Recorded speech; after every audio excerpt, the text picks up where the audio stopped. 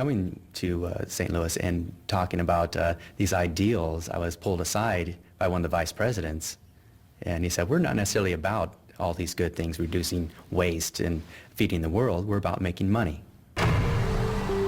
From its headquarters in St. Louis, formerly the gateway to the West for frontier settlers, Monsanto hopes that American gene technology, patent-ready technology, will go on to conquer the world.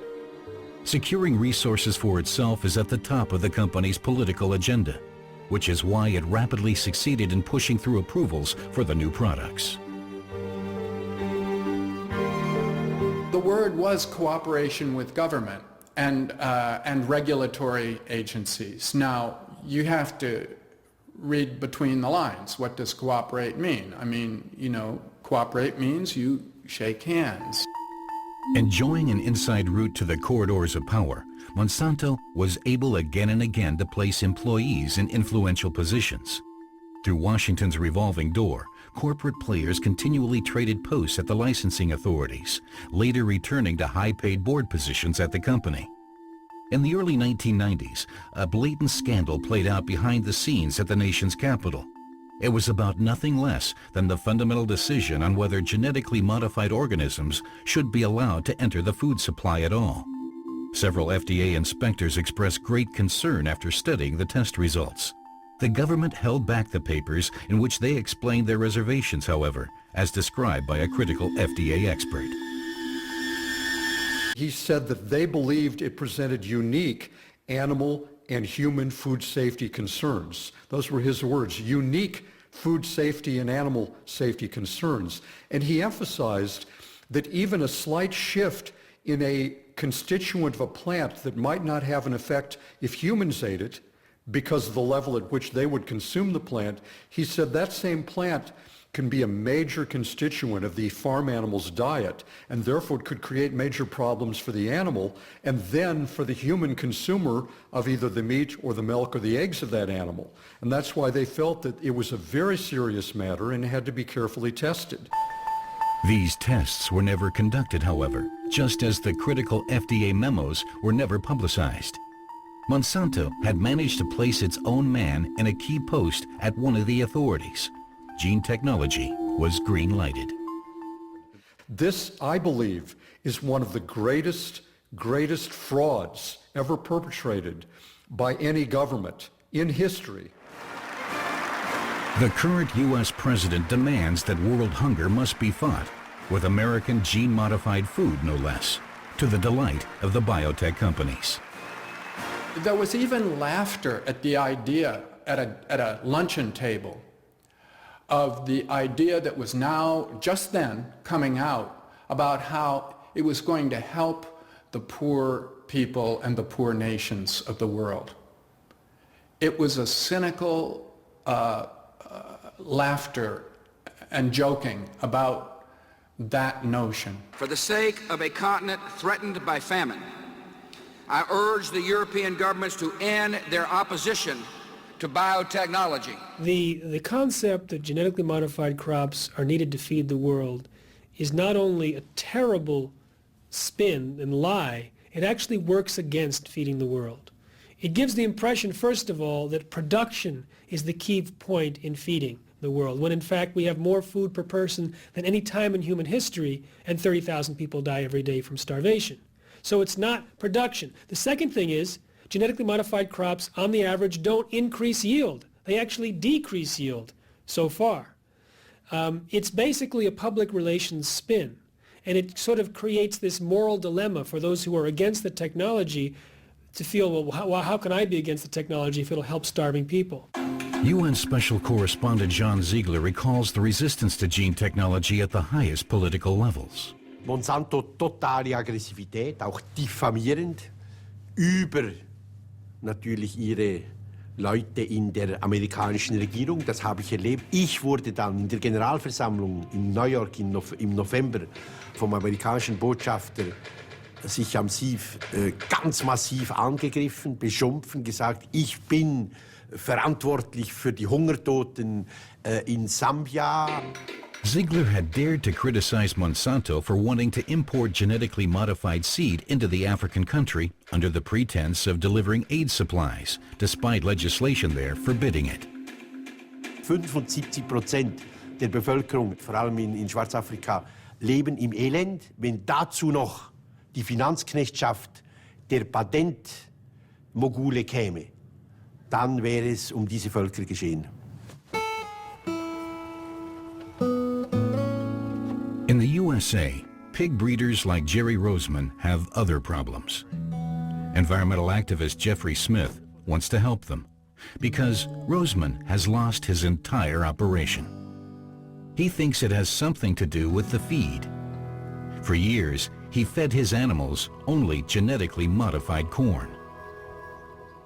The females, the pigs, ultimately we had three outcomes. They were either sterile, they were in the true false pseudo-pregnancies, or they delivered a bag of water.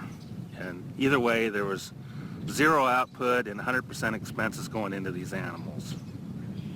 So what was the upshot of all these problems? The end result here was that I could not incur the debt anymore. I couldn't pay back. We lost right at $1 million with this thing. I lost my farm and my livelihood. The former pig farmer says that his attempts to have the genetically modified feed tested were blocked by massive opposition. I was totally appalled at the treatment that I received from the USDA, the EPA, and the FDA at the national levels and at the state levels. Everyone tried to make this go under the floor. Their comments from the seed corn company was that we will ignore Jerry Roseman and eventually he will starve and go away and the problem will no longer exist. Not only at Monsanto, but all over the world, genetic researchers are studying the pig. Munich professor Eckhard Wolf has observed during the last 10 to 15 years a significant decline in the fertility of pigs and cows during exactly the same period in which they have been given more and more genetically modified feed. Does genetically engineered corn play a role here, for example in the Roseman case? Es hängt natürlich davon ab, in welcher Weise dieser Mais gentechnisch verändert ist. Aber wenn es sich beispielsweise um BT-Mais handelt, der trägt ja ein Gen, was gegen einen Parasiten letztendlich wirksam ist, könnte ich jetzt keinen direkten Zusammenhang zur Fruchtbarkeit mir vorstellen. Wolf's studies are co-financed by the industry. The German company BASF is hoping to obtain a lucrative patent, just like Monsanto. The genetic scientists can't imagine that unknown protein compounds in the genetically modified feed products could be responsible for the decline in births. Es ist sicher nicht vollständig auszuschließen. Auf der anderen Seite denke ich, dass beim Monitoring solcher neuen Sorten auch Proteinmuster natürlich erfasst werden. But that is exactly what doesn't always happen. We need only think of the ex-Monsanto employee Azevedo, who reports that products with utterly unknown protein compounds were allowed to enter the food chain. Monsanto introduced the first genetically modified hormone for animals, bovine growth hormone. And what we know now is that the research appeared to be rigged to avoid finding problems. When they wanted to show that the hormone did not interfere with fertility in cows, they allegedly added cows to the study that were pregnant prior to injection. Other researchers pasteurized the milk 120 times longer than normal to try and destroy the hormone. The introduction of a hormone to boost milk production in cows shows the kind of massive pressure exerted to launch new products on the market. In Washington, Jeffrey Smith meets with a former inspector at the FDA, Richard Burroughs. The man is a true patriot with children serving in the U.S. Army. Nevertheless, he refused to license the genetic product because the examiners found the test strips from Monsanto insufficient and demanded new ones. I mean, they could have come in and argued the science of it at a higher level and gotten it taken care of. But for some reason, since I guess I was the obstacle that had asked them to do these extra studies, which were not completed to my satisfaction, it was easier to get rid of me than it was to do the studies, and a whole lot cheaper. So somewhere in the chain of command, they made this point, and that person listened to the money and the politics and agreed that the best way was to get rid of me and keep the products. That was how they finally got me out of the end stages of the review process. They finally said, well, you're no longer competent to do your job, you're fired.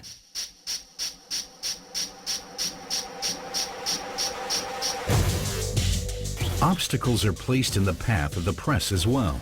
Popular reporter Jane Acri researched for Fox News the side effects of the bovine growth hormone, such as udder infections and pus residues in the milk. We found that there is a difference in the milk. Monsanto says there isn't, but there is. Their own studies show that the milk has a higher spin-off hormone called IGF-1, which is a very potent growth hormone. It's found in mother's milk. It helps babies grow. It also helps cancerous cells grow. It helps all cells grow. On the Friday before the Monday air date, it was going to air on the 6 o'clock news. It was a 5-part series called The Mystery in Your Milk. Monsanto sent the first of 2 very strongly worded letters that said, stop the reports, your reporters are idiots, their sources are incompetent. And a week later, they sent a second letter from a New York lawyer that said that there would be dire consequences for Fox News if the story airs. The